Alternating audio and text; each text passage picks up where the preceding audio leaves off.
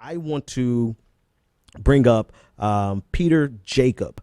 And Peter Jacob is running for the New Jersey Congressional District 7. He is, well, actually, let me just bring him on because he's one of the youngest, if not the youngest, candidates for that particular office. Correct me where I'm wrong. Are you the youngest or one of the youngest?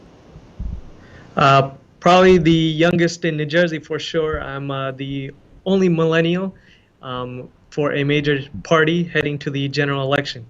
Yeah. And I believe the first millennial as well. Awesome. So tell me a little bit more about your campaign, what you're doing, who you're running against, and first of all, congratulations for making it to the general election, right? That's a huge thing. So tell us a little bit more about your platform, what you represent, and who your political opponent is. Sure.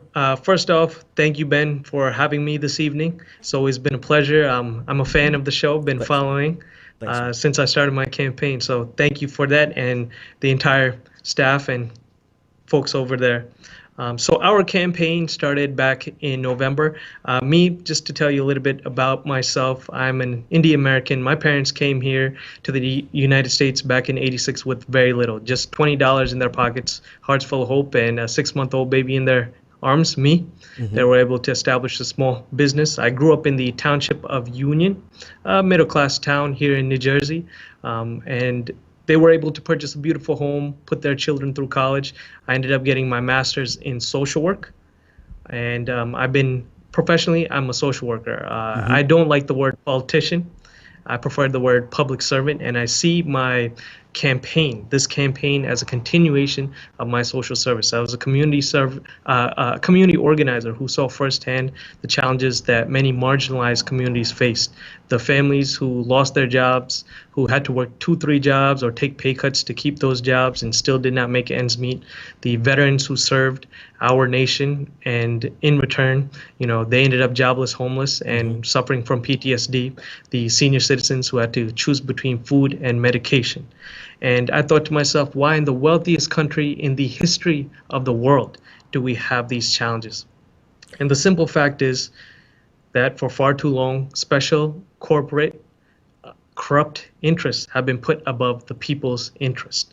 It's very simple that government should be of by and for the people. It's we the people, not they the corporations. And to me, enough was enough. You might have heard that quote before, and this was definitely the opportunity this was definitely the year to seize that opportunity to bring about the change we want to see in our communities, our state, our nation, and our world. My opponent. Yes. Yeah, I know I asked you about your opponent. I apologize, but let me jump in there real quick because you've said a lot, and I've had a lot of candidates come on, and they've said things that are similar to what you're saying. I believe in the sentiment of what you're saying. Tell us how you're going to get it done. Well, this is, as Bernie Sanders said, this is the political revolution. Our campaign from the get-go has been about people. So with regards to, I think your question has 2 parts. One is, how do you trust this candidate? How do you trust this guy? And I think my history as a social worker speaks for itself. But this campaign is now funneled by special interests or super wealthy campaign donors. It's supported by the people. Our volunteer base is all the people. We don't have a paid staff in this campaign. We're relying on volunteerism as well as those who have specialized skill sets to really serve and want to see a difference. But when we win this campaign, and we will win this campaign, when we get to office, our objective is to bring everybody with us.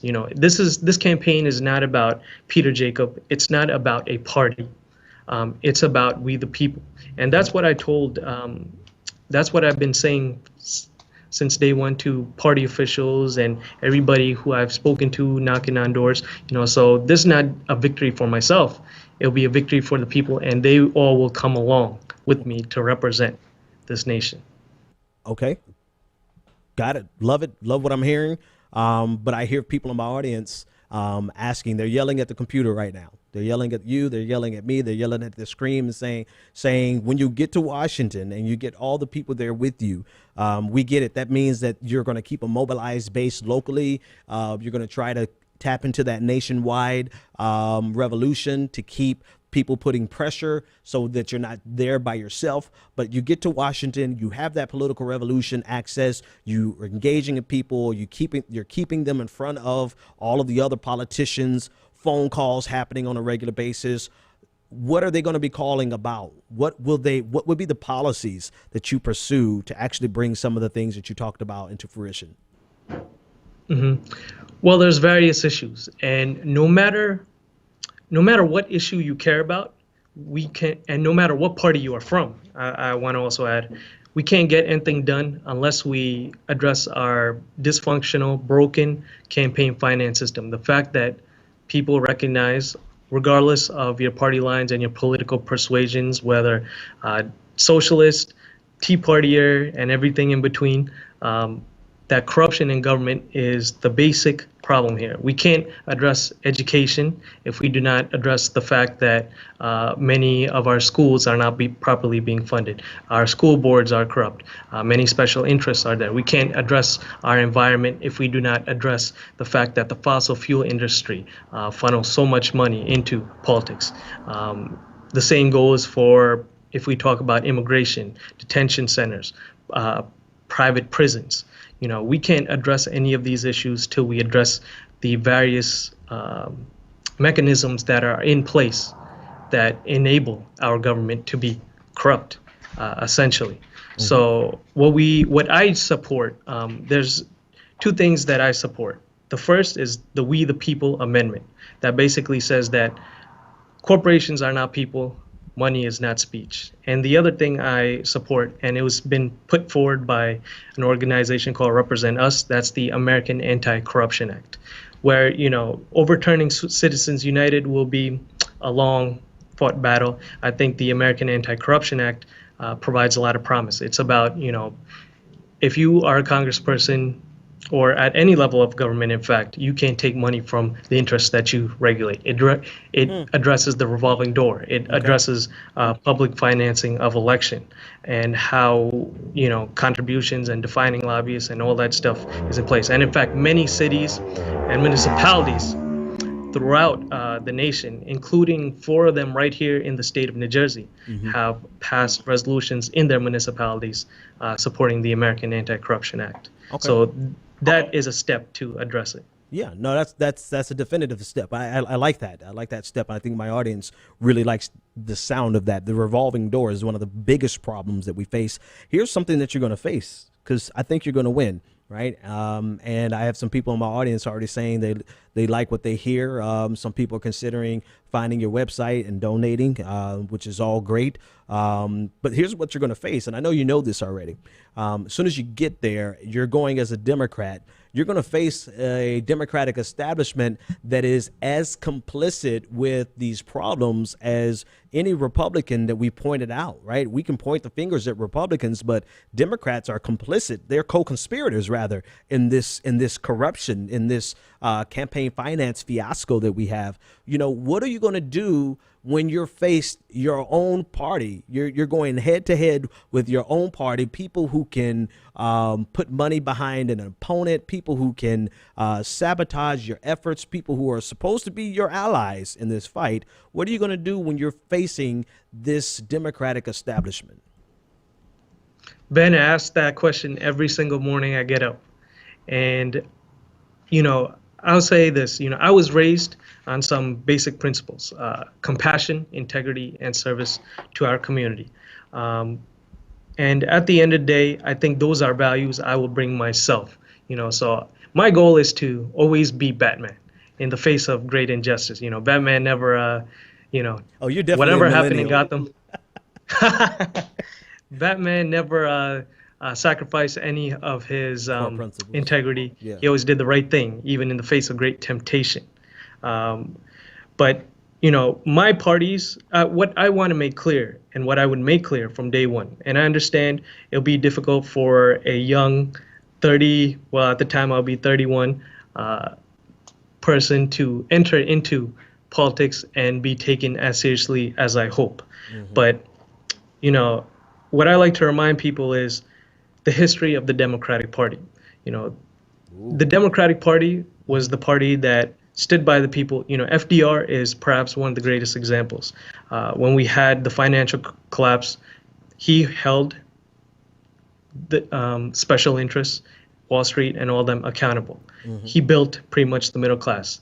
The Democratic Party was the first to fight for universal health care, or rather begin that fight for universal health care. Truman doubled the minimum wage. It was Robert Kennedy and JFK who started the fight for civil rights alongside many leaders in Washington. And it was JFK who put a man on the moon. Then we saw a party that started tailoring to corporate interests. And people are seeing that, and people are becoming more aware about that. And so I believe my message still remains true to the true values of the Democratic Party. But again, here, I think the difference is, what I was saying earlier, it just can't be about me.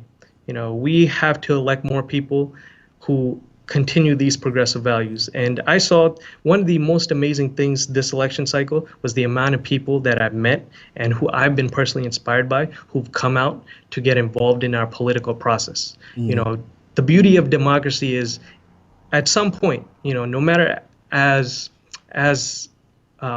sad as things may end up, as depressed as we may feel with the political process, truth and goodness always prevails at some point at the end of the day. And I've personally spoken to, I'm still in touch with many people who ran for office, and they will come. And if you do not do what your constituents say, there will be that other option. So to those people who may not have had a successful primary this time around, I continue to encourage them to continue running and remain involved. Man, you're a young guy, and you're very passionate, which I admire. You're very idealistic, which I admire, because I'm a jaded old man at this point. At this point, I don't believe anything, right? No, but one thing I do want to point out: be careful with that Democratic Party, because if you're talking about the history of the Democratic Party, the KKK, the Ku Klux Klan, was founded by Democrats, right? So be careful with the history, and be ready to parse the difference between the Democratic Party never being monolithic. But anyway, I just want to throw that out there to mess with you. But I like your idealism. I like your passion. Somebody has to actually put up or shut up. So one, I want to say thank you for getting out there as a young millennial with ideas to change America. Thank you for putting your name on the line to go out there and actually do this and actually fight this fight. So I want to commend you for that. Tell everyone where they can find you, and tell us how they can support you, whether, if you need people to make phone calls or whatever. Tell us where we can find you. Sure. You can find us at www.peterforcongress.com, Facebook and Twitter, /PeterJacob2016. Again, the website is peterforcongress.com. You can see behind me. Check us out. The best thing to do is get involved. Sign up in any way possible, no matter where you're at around the country. You could phone bank for us. If you're here in the 7th District in the state of New Jersey, heck, even if you live in PA, our district borders that area. In fact, we have people throughout the state who have been committed to volunteer to us. We're having a crew from Hudson County, people from Forest Issue. Big shout out to you guys who are going to be joining us this weekend to canvas. So you could go to our website, you could sign up to volunteer, sign up for email updates, like us on Facebook, share with family and friends. We, like I said, democracy, or this campaign can't happen without everybody, each and every single person getting involved. This is the opportunity here in the state of New Jersey, and in fact throughout the nation, to bring some change. We are the only Bernie Sanders Democrat remaining to head to the general election. And what I always tell people is that democracy is not a noun. It's not just that button, or in some states that lever you pull. It's a verb. Yep. You got to get out and get active. you got to do democracy. You know, nobody just handed anybody democracy, whether it was Nehru in India, whether it was President George Washington here, or Martin Luther King. We fought for it. So let's live up to those values and those principles and bring about that change. Cool, man. I just want to give you a shout out from one of my colleagues. She said that Peter has a great background. He has the right stuff, and hopefully he can clinch this. So that's a glowing recommendation from my colleague Anoa Tues. So thanks for what you're doing, I know Peter, her. and Yes. and we'll be in touch. Good luck with your campaign. Thank you so much, Ben. And shout out to Noah.